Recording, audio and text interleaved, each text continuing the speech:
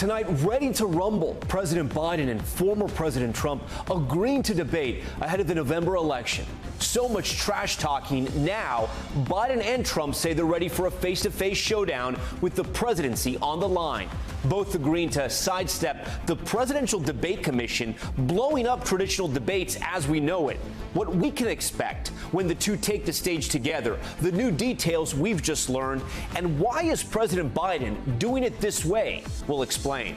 Also tonight, a barge slamming into a bridge, concrete slabs falling below, oil from that barge spewing into a river, the crash cutting off an entire community with residents and university students relying solely on that bridge. The renewed concerns about America's infrastructure.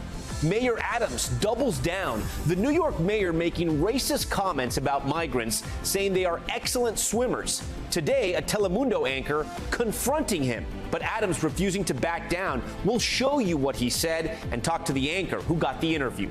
Commencement controversy, the star kicker for the Kansas City Chiefs, sparking outrage for his speech at a Catholic college in which he called Pride Month a, quote, deadly sin, encouraged female graduates to be homemakers. Plus, Taylor Swift somehow getting dragged into all of this. Also tonight, terrifying moments on a beach in Mexico. Look at this. A bull charging a woman, knocking her down into the sand.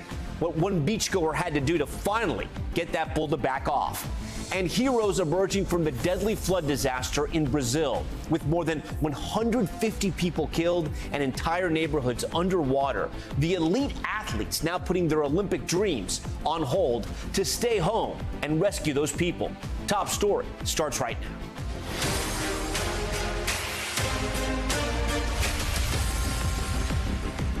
Welcome to Top Story. The road to the White House just took a strange turn. President Joe Biden and former President Donald Trump have agreed to a debate. But unlike anything we've seen in the nearly 40 years since they started back in 1988 under the commission, the body created to administer, schedule, and produce the debates, the Commission of Presidential Debates, cut out of the picture completely. Today, dropped cold. The Biden campaign reportedly had demands the commission apparently couldn't meet, including an earlier start date, no studio audience, and microphones that cut off after a speaker's allotted time. And this morning, President Biden setting the stage for the showdowns in a highly produced social media video with echoes of Dirty Harry. Donald Trump lost 2 debates to me in 2020. And since then, he hadn't shown up for debate. Now he's acting like he wants to debate me again. Well, make my day, pal. President Trump accepting the challenge and signaling there may still be details to work out. I've accepted the two debates. I've recommended they should have more. He wants to do things like he wants to sit down. I think a debate should be standing up. The two men already have a history debating each other. It's not very long, just one election cycle, but full of drama. Would you shut up, man? Listen, who is on your list, Joe? Who's on your list? Right. Gentlemen, I think this is so unprecedented. Joe, you're the I want to make sure. Graduated last in your class, not first in your class. Remember that? Well, CNN announcing they locked down the first debate set for Thursday, June 27th. CNN hosts Jake Tapper and Dana Bash will moderate. We've just learned that. It's still unclear if it will be simulcast everywhere. Remember, when the Commission on Presidential Debates produces the event, every broadcast network and cable news network run the pool feed. That way it reaches the widest audience because the stakes are so high. ABC News also announcing they locked down the second debate set for Tuesday, September 10th. The network just announcing David Muir and Lindsay Davis will be the moderators, but in their announcement saying this: ABC News will make the debate available to simulcast on additional broadcast and streaming news networks in America. The scramble and planning to get the debates took off after President Biden made these remarks on the Howard Stern show. I don't know if you're going to debate your opponent. I am somewhere. I don't know when. I'm happy to debate him. And President Trump repeatedly challenging Biden to show up. Any place, we'll do it anywhere you want, Joe. For now, it seems like it's on, and there may be more. The Trump campaign saying in its statement, I would strongly recommend more than 2 debates. And for excitement purposes, a very large venue. Although Biden is supposedly afraid of crowds, that's only because he doesn't get them. Just tell me when, I'll be there. Let's get ready to rumble. The Biden campaign, though, also trash talking, tweeting this today. Trump says he'll arrange his own transportation. I'll bring my plane too. I plan on keeping it for another 4 years. And in case you're wondering, Robert F. Kennedy Jr., the best positioned third-party challenger, is unlikely to join Trump and Biden, at least at the first debate. CNN requiring all participants to be qualified on the ballot in enough states to win 270 electoral college votes. But tonight, RFK saying he will qualify. But the big question tonight remains, why did President Biden do this? What's really at play here for President Biden and his campaign, one that promised a return to normalcy? This is not normal, but it may be effective. We'll know very soon. I want to bring in NBC News chief political analyst Chuck Todd tonight, and Susan Page from USA Today, Washington, D.C. bureau chief, and a moderator of the 2020 vice presidential debate. Chuck, I'm going to start with you, man. Put this into context for us. Is this a good thing? Look, I think it's a necessary thing for Joe Biden, right? You know, look, I just wrote in a column today that they need to do something. They have to shake up this race a bit. They need to talk to 60% of the country that they haven't talked to, right? They've sort of stayed in a very careful place. They need, now, look, I'm not going to sit here and say I had a June debate on my bingo card as different ideas, but they needed to put them out there more, take a little risk, because the trajectory of this race, and now start to think about the schedule of the next 3 months. Tom, and you and I are invested in this because of the company we work with. You have 1 month that will be gone to the Olympics. And I think this year's Olympics, more than previous ones, it's just going to be one that is going to capture the country's imagination. It's in Western Europe, being in Paris. We didn't really get an Olympics, you know, because of COVID. We did, but you know what I mean. So I think this one's going to really be exciting.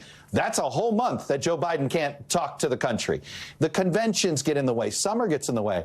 So they were running out of time to essentially change the trajectory of this race between, say, now and Labor Day. So, look, I think when you think about what they're having to solve, the problem they're having to solve, trying to wake up voters that aren't paying attention, this tactically makes a lot of sense. It's a little bit of risk, but guess what? They've been losing. They needed to shake things up, and I think this is an acknowledgement that those New York Times polls were more correct than not correct. Susan, you moderated the vice presidential debate back in 2020, as we mentioned. Peel back the curtain for our viewers, because I don't think they know what goes into these debates, right? The planning, the lobbying, even for you to get there. And you're not supposed to lobby, but everybody lobbies. You got selected. And then there's sort of this agreement, right, between all the networks. We're going to take this pool. Everyone's going to play together. It's going to be broadcast everywhere. The most Americans can see it. And now maybe it's gone forever. Yeah, it's gone at least this cycle. And, you know, I've got soft feelings, good feelings about the Commission on Presidential Debates. But, of course, you cannot have presidential debates without the candidates being there. And in this case, they had both candidates, both major party candidates, complaining about various things in the history of these debates and their experiences. Could they not figure it out, though? It's what the entire commission, it's their only job. Well, but remember, this is not an official governmental sanction kind of commission. It's I get that, but they've done it since 1988. And they took it over because the debates were kind of a mess, and we wanted to have a system, the country, wanted to have a system that made it more likely debates would actually take place. But, you know, this is a new world in the media. You had a situation where I think President Biden was not enthusiastic about debating, and Donald Trump was extremely enthusiastic about debating. And this is a solution that gets us 2 debates, and I think that is a good thing. That leads to my next question for Chuck here, right, Chuck? So when this happened, it was interesting because a lot of the framing that came out, to the Biden team's credit, was, you know, President Biden challenges Donald Trump, and the Trump team has been saying we've been asking him about a debate for months now. That's not really what's happened here. But I wonder if it's all strategy. If what President Biden wanted, or at least Team Biden wanted, to get these debates out of the way early and get the voting on afterwards. Do you think that theory holds up? Because if they only hold the 2 debates, I mean, these debates are over in September, and you still have all of October to campaign. Well, I think what they didn't like is just what you said, the fact that you would have had 4 debates, if you throw in the vice presidential debate, in basically a 3-week time frame, right? It's like 4 and 5 weeks, something like that. And it's very disruptive to the flow of the actual campaign, getting your rallies, doing your get out the vote. So this, you know, debate prep has been something that drives campaign strategists crazy because of how much time it sucks away from candidate time. So, look, I think if debates aren't your strong suit, you don't want to close with the debates. If this is going to be something that he's not going to be great at. We'll get him out of the way early in our short attention span. I mean, think about having this June debate. Let's say it's a total disaster, okay, for one of the candidates, all right? Let's say it's a total disaster. In theory, you've got all summer, right? You have to stew in it all summer, but you've got your convention to recover. You've got a lot of other things you can do to sort of make that go away. So in that sense, it actually lowers the stakes, right? The first debate being in September, oh my God, stakes are super high.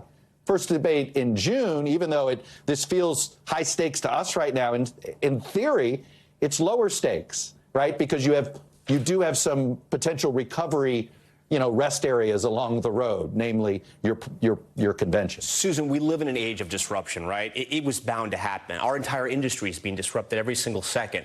I'm thinking about the book you just wrote about Barbara Walters, Rule Break. She had to break a couple rules to get to the top, right? I'm wondering if the commission maybe got themselves into this position with the debates last time.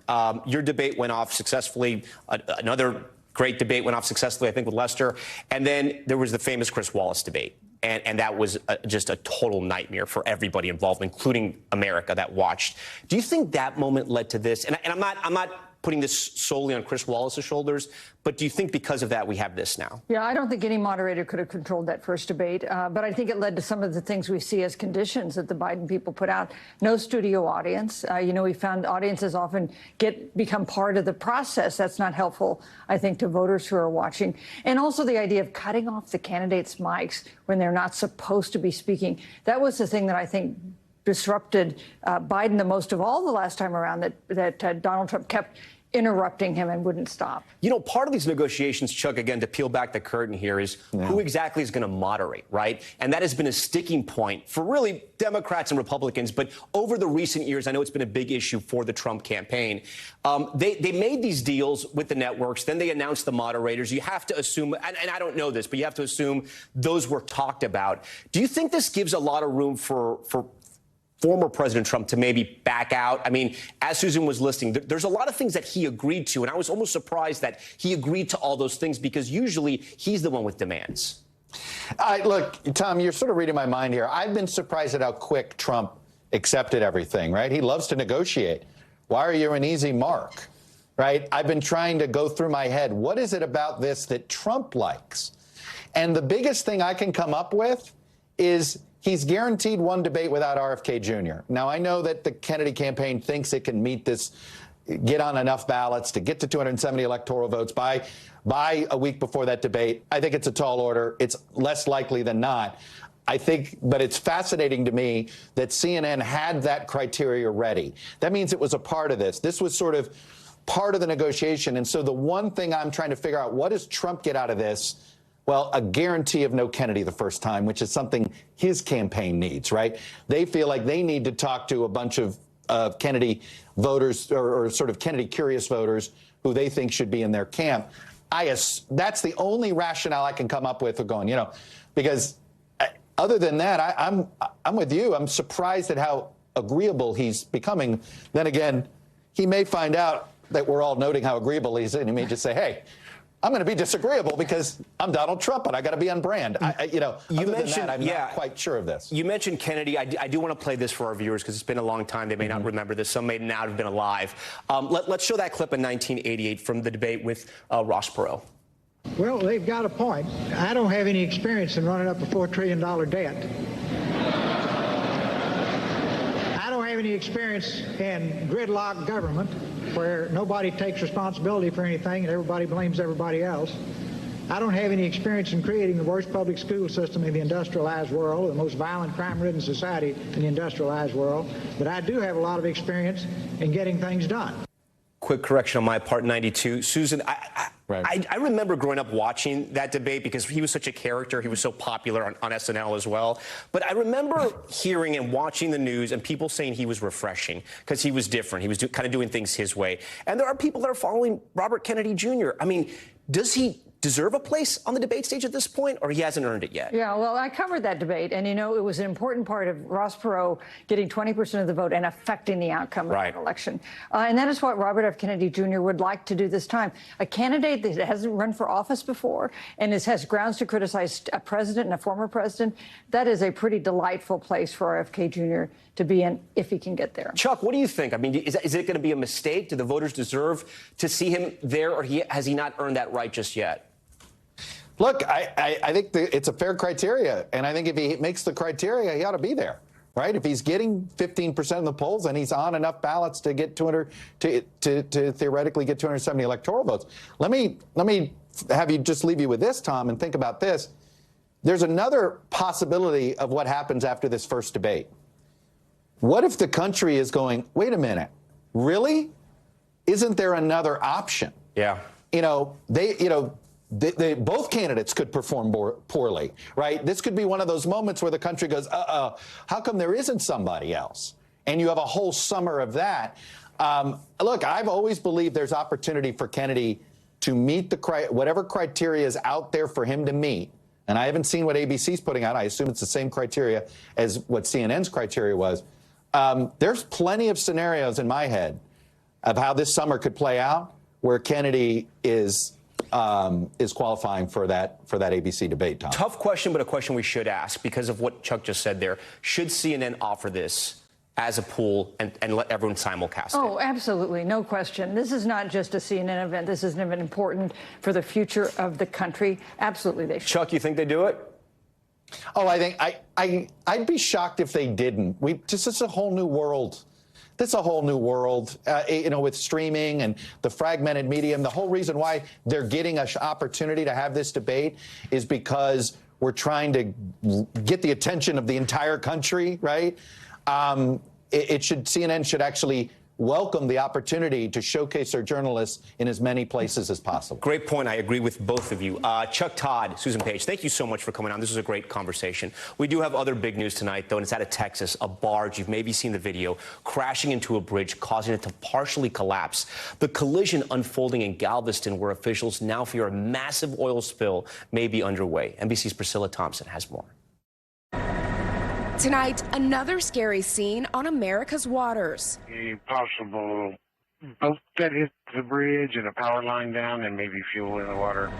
A barge crashing into a bridge, this time in Galveston, Texas, closing the only road to a small island community and causing an oil spill. Our emergency management is requesting fire department hazmat. They're advising that there's fuel oil leaking into the water. The barge holds about 30,000 gallons. Officials say it's unknown how much oil has leaked. The barge owner, Martin Petroleum, says it broke loose from its tow and drifted into the bridge. The accident comes after the Dali cargo ship crashed into Baltimore's Francis Scott Key Bridge in March, plunging the bridge into the water, killing 6. So we're here today. The NTSB chair on Capitol Hill today. Yesterday, we released our preliminary report, which shows that the Dali experienced 4 total power outages. Investigators finding the pilots lost control of the massive vessel right before the collision. The recent rash of barge bridge accidents, including Pennsylvania and Iowa, all raising safety concerns. The NTSB now warning states to examine their infrastructure before it's too late. Keep reiterating this. If you own a bridge, if a state owns a bridge or other entity owns a bridge, look at the current structure, do a risk assessment. You can do that now. Priscilla Thompson joins us now live from Galveston. Priscilla, what is the situation looking like tonight, and do we know if anybody was on the bridge at the time of that collision? Well, Tom, as far as we know, there was no one on the bridge at the time of the collision, but there were 2 operators who were on the barge, including one who actually fell into the water and was rescued immediately. Officials say that there were no injuries, and Martin Petroleum is saying that that leak has now been stopped as the NTSB and the Coast Guard are investigating, as tonight this bridge remains closed along with the waterway. Tom? Priscilla Thompson on that breaking story for us tonight. Priscilla, we thank you. Now to a story we first brought you last night. New York City Mayor Eric Adams facing backlash after his controversial remarks suggesting that migrants could fill the city's lifeguard shortage because they are, quote, excellent swimmers. Take a listen. How do we have a large body of people that are in our city and country that are excellent swimmers, and at the same time we need lifeguards? And the only obstacle is that we won't give them the right to work to become a lifeguard. That just doesn't make sense. Telemundo anchor Joanna Suarez interviewing the mayor today, asking him about the criticisms over the comments. The mayor, though, doubling down. Here's what he had to say. Mayor, there has been a lot of criticism due to your comments that immigrants could help solve the lifeguard shortage. You said because they were excellent swimmers. Can you please clarify, where did you get that they're excellent swimmers? Why did you say that? What did you mean by that? Yeah, well first of all, the bigger picture is it's silly. We are in a society now where everyone has turned into the road police, and they want to pick apart and demonize everything you say. I'm probably going to be the last elected official that really ignore all of that noise. People know my heart. When I go to my, what we call humanitarian relief centers, and I ask my migrants and asylum seekers, how many of you are in the food service industry? How many of you are worked in hospitals? How many of you are swimmers? How many of you have been former writers? I see hands go up. We have people, particularly when you look at places like Venezuela, Ecuador, Colombia, Mexico, who are professionals in these different areas. They can fill our job vacancies. It has always been my push to continue to say, as my selling point, we have people who can fill the jobs we have vacant. We need lifeguards. We have swimmers. Swimmers because they cross the Rio Grande swimming? Is that why you said that? No, and that's silly for people to even equate that. No. When I talk to my West Africans, many people don't realize we have West Africans who are migrants and asylum seekers, not only Central and South America. That's the mind of folks that when I say people are good swimmers, they actually stereotype the group, that I was only talking about South. But do you see how it could be construed as offensive because it's reinforcing a stereotype? Do you see that? No, I cannot. No, I cannot. Especially when you know who the man is. You know, if you know Mayor Adams, you know that I'm not trying to stereotype anyone. And let's say they are good swimmers. Why is that stereotype that if you're a good swimmer? That's like saying that someone is coming from India that's a good doctor. That's not a stereotype. No. What I said was, when I go to my migrants and asylum seekers, as I've been saying for almost 2 years now, let people work. They're ready to work, and they have the skills. So my West African brothers and sisters said, we know how to swim. You know, they're ready to fill my lifeguard. Joanna Suarez joins us now. Joanna, first of all, incredible interview, really pressing him for answers. Do you think he understood what he said? I mean, you gave him 3 different opportunities. Do you think he understood what he said and how that could have offend migrants, especially Hispanic migrants who are trying to cross the Rio Grande? No, he never backtracked. He said that he didn't try to stereotype anyone. And when I talked to him about that, he said that he was very familiar with the immigrants' plight because he went to Ecuador and Colombia, and especially the Darien Gap, to see what they went through, what immigrants go through. And then he said that people were basically just playing word police and picking apart his comments. Yeah, it is just so strange to go from asking people if they're police workers, hospital workers, and then swimmers. It doesn't even make sense. I know you've been talking and you've covered a lot the community here in New York City, the migrants and the asylum seekers. What are they telling you about these comments? What do they think? Immigrant advocates have said that those comments are racist, stereotypical. Some public figures have said that they're insane, that they're appalled by them. But Tom, you're right. We've covered extensively the immigrants' plight, all that they subject themselves to get to the States. And as far as the drownings, which is a very sensitive subject for us, we don't have any accurate figures. The last figures I saw are 2,700 drownings in the last 25 years. But we've shown the plight of immigrants. And considering the dangers that they put themselves through, it's a very sensitive subject for immigrants. Joanna Suarez, again, great interview. Thank you for trying to get answers from the mayor. And we appreciate you coming on Top Story. Thank you for the invitation. We want to turn now to the criminal trial for New Jersey Democratic Senator Bob Menendez. It's underway, and Menendez pleading not guilty to 16 counts of federal corruption charges. He, along with his wife, are accused of leveraging their political power in exchange for lavish gifts. NBC's Jonathan Deans has the details. Today, New Jersey Democratic Senator Bob Menendez walking into federal court, where prosecutors alleged he put his own greed ahead of his country, in opening statements calling him corrupt, accusing him of taking hundreds of thousands of dollars in payoffs, including gold bars, a Mercedes convertible, and other items as part of a widespread bribery scheme. For years, Robert Menendez betrayed the people he was supposed to serve by taking bribes, the prosecutor told the jury. Among the charges, prosecutors allege Menendez acted as a foreign agent, accepting payoffs to help Egypt get more military aid, and abusing his position as the chair of the Senate Foreign Relations Committee by allegedly helping a New Jersey man get a multi-million-dollar business deal approved by the Egyptian government. This was not politics as usual. This was politics for profit, the prosecutor said. Menendez has pleaded not guilty. His attorney telling the jury today he was not an agent of the Egyptian government, but an American patriot who took no bribes. Menendez previously said that over $400,000 in cash the FBI found in his home, in suit jackets, a safe, and shoes, was just money he took out of the bank over 30 years. I have withdrawn thousands of dollars in cash from my personal savings account, which I have kept for emergencies and because of the history of my family facing confiscation in Cuba. And the Menendez defense today suggesting his wife, Nadine, was responsible for the gold bars found in their home, saying they were in her closet. He did not have a key to that closet and did not know of the gold bars in that closet, the defense attorney said.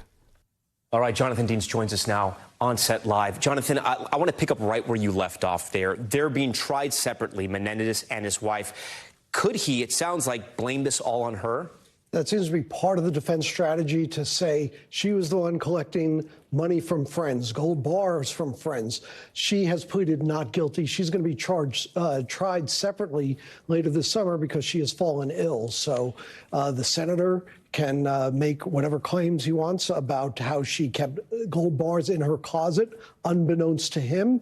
And that testimony or that information from this trial can't be used against her in the next trial because of spousal privilege, not allowed to use communications between spouses against one another. So. Okay. Jonathan Deans on day 2 of this trial, which is going to be very eventful. Jonathan, we appreciate that. We want to head overseas now to Slovakia, and the country's Prime Minister, Robert Fico, shot in a shocking assassination attempt.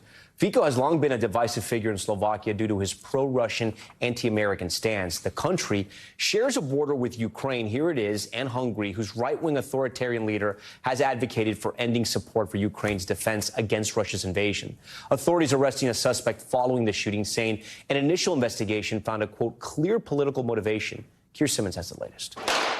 Tonight, a tense Europe, shaken again, gunshots, and a possible glimpse of the shooter. Then Slovakia's Prime Minister staggers to his car, hit in the stomach, his security bundling him inside. I heard 3 shots, this woman says, and then he fell next to the barrier. Tonight, Robert Fico, airlifted to the hospital, is in a life-threatening condition. Moments after the attack, police handcuffing a man. The country's president says a suspect has been arrested. I am shocked, she says. It's an attack on our democracy. Tonight's attack coming after a spate of political assassination attempts. In 2022, Japan's former Prime Minister Shinzo Abe was shot dead in the street. A year later, an assassin's gun jammed as he targeted Argentina's then vice president. And in January, a South Korean opposition leader was stabbed in the neck. Last month, Ukraine claimed it foiled a Russian attempt to assassinate President Zelensky. But Slovakia's pro-Russian Prime Minister had run for re-election opposed to military aid to Ukraine, only to U-turn months later. His politics divisive, thousands protesting in the streets over plans to bring the state broadcaster further under government control. Officials say the attacker had political motivations, but exactly why he did it is still not clear tonight. Tom? All right, Keir Simmons for us. Still ahead tonight, arrested in paradise, a 5th person now detained in Turks and Caicos after they were found with ammunition. Why anyone thinking of traveling to the island should double-check what's in their luggage. Plus, a dash cam capturing the moment a semi-truck plunged off a bridge in Kentucky, leaving the driver holding on for her life the moment she was pulled to safety. And the Kansas City Chiefs kicker with a controversial commencement speech, at points calling gay pride a, quote, deadly sin, and saying women should embrace being homemakers. The backlash the 3-time Super Bowl champ is facing.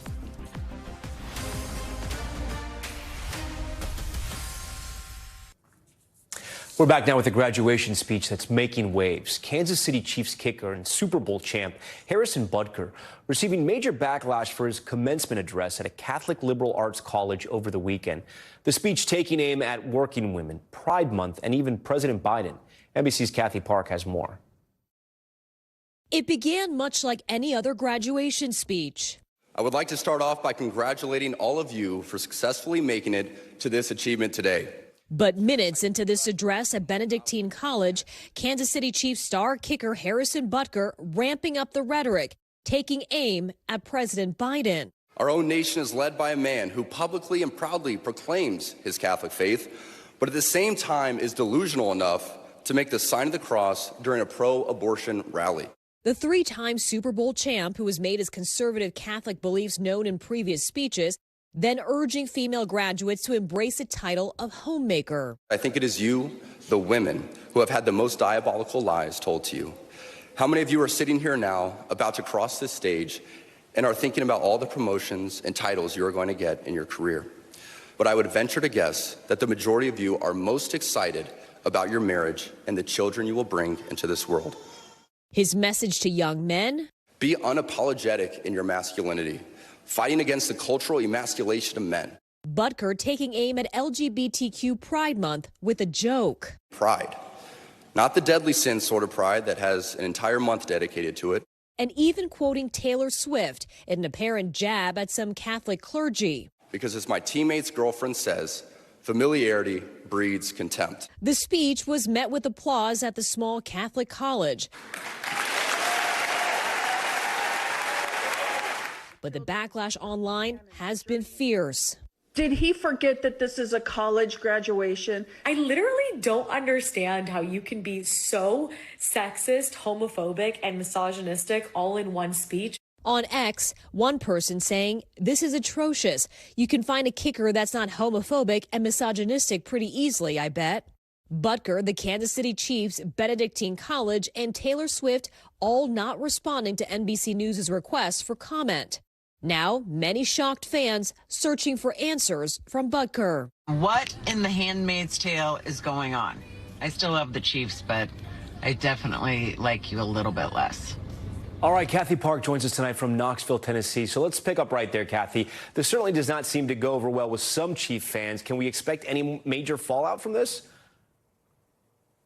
So, Tom, in addition to the social media backlash, there is a petition circulating online demanding that Butker be dismissed from the team. It's already garnered tens of thousands of signatures, and they're demanding accountability for someone who should be a role model. But sports analysts seem to believe that it's highly unlikely that he will be cut before the regular season gets underway. Tom? Kathy Park, we appreciate it. When we come back, a new type of beach danger. Look at this, a bull charging at a tourist in Cabo, knocking her into the sand multiple times, how another beachgoer helped potentially save her life. And how did the bull get there? That's what I want to know. All right, stay with us.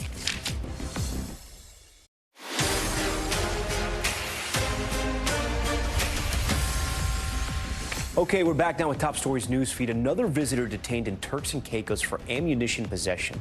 The suspect arrested at the island's international airport on Monday, making them the fifth tourist arrested on ammunition possession charges in the past 6 months. The previous four are all Americans, police saying they found the ammunition during a routine security check. And we have video tonight from a semi-truck crash on a bridge in Kentucky. It's wild. The dash cam footage showing the moment the truck hits a stalled vehicle, then goes off the edge of a bridge, the driver screaming as the front of the truck dangles above the water. Crews rappelling into the cab to eventually rescue the 33-year-old. She is facing several charges. And in Mexico, a bull attacking a tourist on a beach in Cabo. Video shows a woman feeding the bull before it charged at her. Horrified onlookers hiding behind vehicles, the woman trying to gather her things and get away when the bull shoves her into the sand again. A brave beachgoer throwing a bucket of water at the bull, allowing the woman to flee. It's unclear where the bull came from or how it got on the beach. So far, no word on how that woman is doing. Okay, time to power and politics now. And tonight we want to take a look at how the Trump hush money trial happening here in New York is playing with voters thousands of miles away, specifically in the battleground state of Michigan. Trump is leading in a recent New York Times poll among registered voters in the state, but Biden ahead among likely voters. It shows just how close the two candidates are right now. NBC Shaq Brewster traveled to Kent County, a swing county in a swing state, where he spoke to voters at, get this, a swing dancing event about their thoughts on the former president. Do you plan to testify, Mr. Trump? As President Trump's hush money trial in New York City nears its close, Can you believe I've been in here for 5 weeks instead of campaigning? the focus is shifting to its political impact around the country, especially in crucial battleground states. Have you been paying any attention to this trial at all? She's the person to ask. Kent County, Michigan is a traditionally conservative area that Donald Trump narrowly won in 2016, but Joe Biden swung 4 years later. And mimicking its swing status, every Tuesday, residents here gather for swing dancing, where we talk to voters from across the county. Are you following the witnesses, the testimony? A little bit. In a nationwide poll conducted by CNN late last month, 56% of adults surveyed said the hush money-related charges should disqualify Trump from the presidency or cast doubt on his fitness for the job. While some moderate voters here say they're aware of his criminal trial, there's little evidence a possible conviction would fundamentally change this race. If Donald Trump is convicted, would that impact how you view him as a candidate? I'm not sure, to be honest. Other things I've heard that it does impact how I feel about him, but this, no. You're considering voting for him again? We'll have to see what happens, this outcome, right now. Does the trial impact whether or not you can support him? It does. Yeah, he could be in jail, Kathy Harris runs an organization that registers voters in low turnout precincts in the county's Black and Latino neighborhoods. She says voters care more about table issues like the economy and reproductive freedom. When you're going to people's houses, when you're knocking on doors, is Trump's trial coming up at all in those conversations? I haven't heard it yet. Not once. We've been doing this now for 3 weeks. And Tom, of course, there is still more time for attitudes here to change. There's more testimony. There's an actual verdict. We learned today that there will be debates between these two candidates. That presents, of course, another opportunity for Trump's legal troubles to be resurfaced. Tom? Shaq Brewster on the campaign trail for us. Shaq, we thank you. Coming up, disaster in Brazil. The death toll rising in the country's south as catastrophic flooding engulfs the region. The celebrity chef and 2 Olympians now hitting pause on their own dreams and lives to help rescue those stranded in the water. Stay with us. We are back now with the Americas, and we turn to Brazil, where catastrophic flooding continues to cripple the southern part of the country. The death toll rising, and there's even more rain on the forecast. Now, some famous Brazilians, including a top chef and 2 Olympians, are putting their own dreams on hold to help their communities. NBC's Ellison Barber has this one. Homes underwater, rooftop rescues, and streets washed away. This is the worst flooding Brazil's seen in 80 years. As you can see, the crisis is still here and is very strong. Relentless rain sent river levels swelling, with Brazil's Rio Grande do Sul getting the worst of it. Flooding has now decimated entire neighborhoods. Close to 150 people are dead, and more than 120 people are unaccounted for, according to local officials. As some wait in agony for news of their loved ones, others are returning home, trying to pick up scattered pieces of their lives and livelihoods. The first thing is the sadness and the dream and a life that we created there, and to have it taken away like that is heartbreaking. I don't even have the words, this farmer says. It's not just a financial loss, it's a feeling, the planting of a seedling, the little horse that you had there and that you loved more, and now you don't have anymore. So I can't even express myself. But in between all of the devastation, there are stories of everyday heroes. Like Fabio Nunez. Nunez is one of Brazil's top chefs. Normally, he'd be in his restaurant crafting new dishes. Instead, he spent the last 14 days rescuing people trapped in their homes. We found people after 4 days that they were just floating in the water, on anything that they could hold. And preparing meals to feed the newly homeless. My family is here. This is my hometown. I was born in that hospital right there. Yeah, it's important for me to be here because I need to be a better human, and the universe put me here right now so I'll help to rebuild, and I'll help to share their love. And he's not the only Brazilian putting his life and dreams on hold. Pedro Tuchenhagen and Ivaldo Becker were training to represent Brazil in rowing at the Olympic Games in Paris. But they're pressing pause. Together, they decided to abandon their Olympic dreams to stay in Brazil and help their community. What motivates me so far is being able to help, Ivaldo explains. Help a person, rescue a person. This is what motivates us most now, gives us strength. If everyone thinks together, Ivaldo says, I think we can do a lot more. I think this is the time for us to come together and make a difference. And inch by inch, they are. They might not be in Paris, but they are embodying the spirit of the Olympic Games, inspiring others by being the best version of themselves.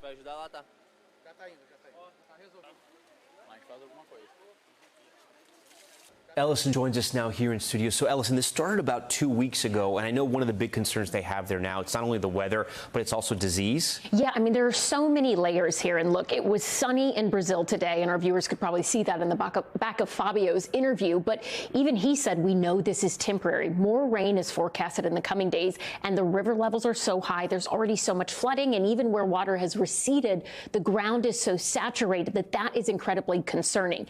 Adding to that is this issue of diseases that have been spreading in the region for quite a while now. And look, scientists say everything that we're seeing happen in the Americas right now, as it relates to weather, as it relates to the spread of diseases, is tied to climate change. In this region, we've seen more devastating weather events in recent years, from floods to droughts. We've also seen viral diseases spreading more rapidly, like dengue. Right now in the region, the World Health Organization says they have clocked over 6 million cases of dengue, a lot of them in Brazil. And experts say that is tied to climate change, because as the climate is warming there, they say it's allowing mosquitoes to thrive and spread those sorts of diseases at a much faster rate. All right, Ellison Barber with an in-depth look at what's happening there in Brazil. We appreciate it. When we come back, our top story spotlight interview, a former Arizona state senator finally walking across the graduation stage at 78 years old.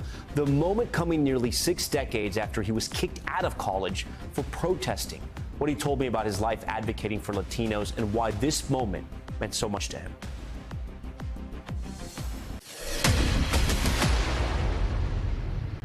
Alfredo Gutierrez.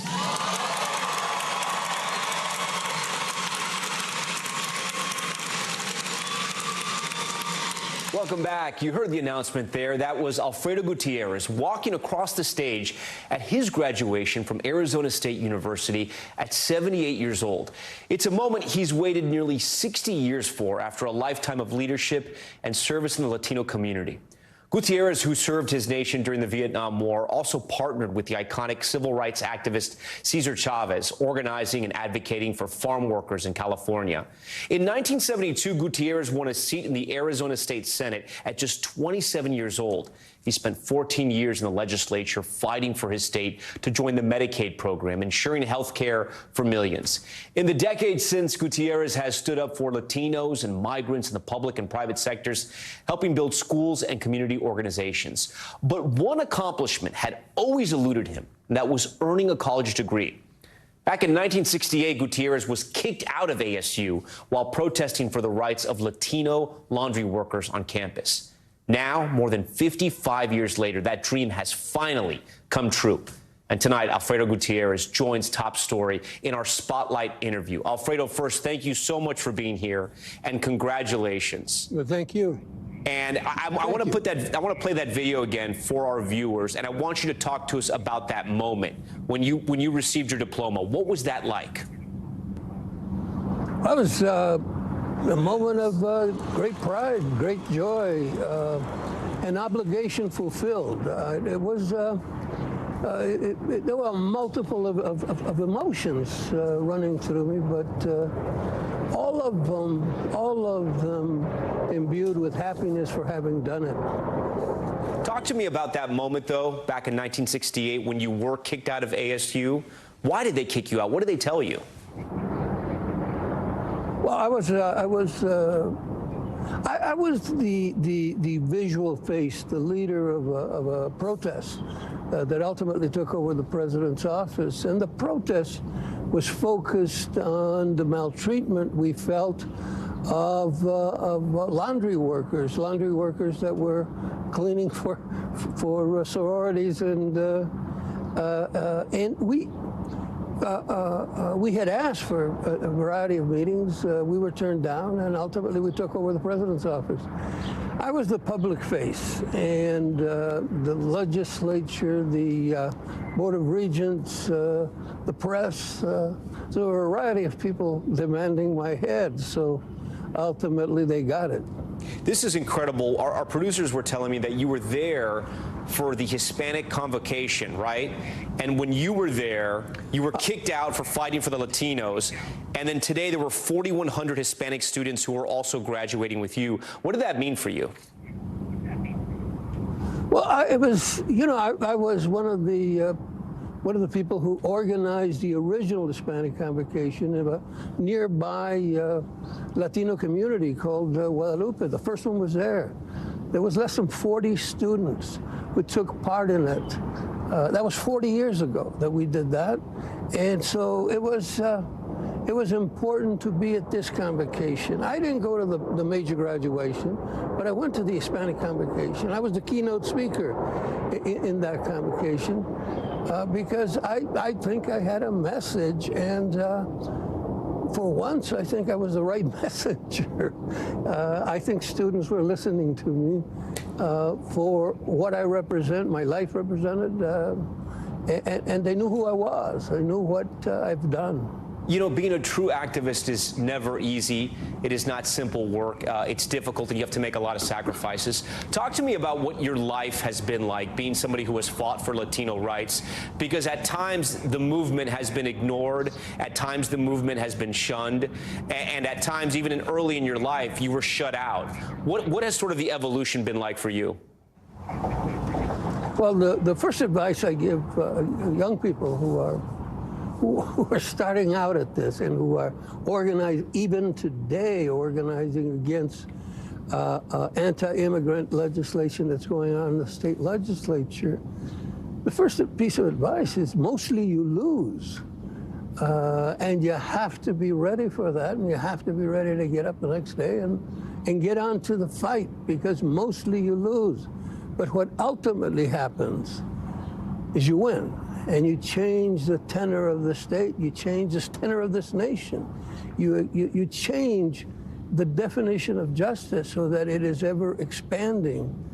But in the process of winning, mostly you lose. That's the tough part. What have you thought about the protests that have taken place across college campuses this semester in relations to Gaza, and then also, sort of taking over some campuses, building the 10 cities, and then in some of these cases, the students who didn't even participate in these protests weren't allowed to have their graduation ceremonies? There's been this undertone of anti-Semitism. In some cases, people claiming it. In other cases, actions that clearly are anti-Semitic. But the underlying issue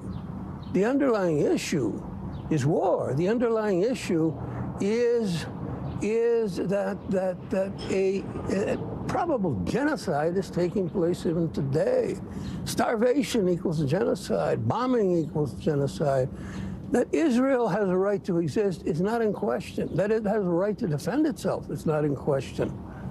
That it has the right, at this point, the death is 34,000, that it has the right to create starvation in Gaza. At that point, you begin to question. And I admire young people who are taking a stand against it.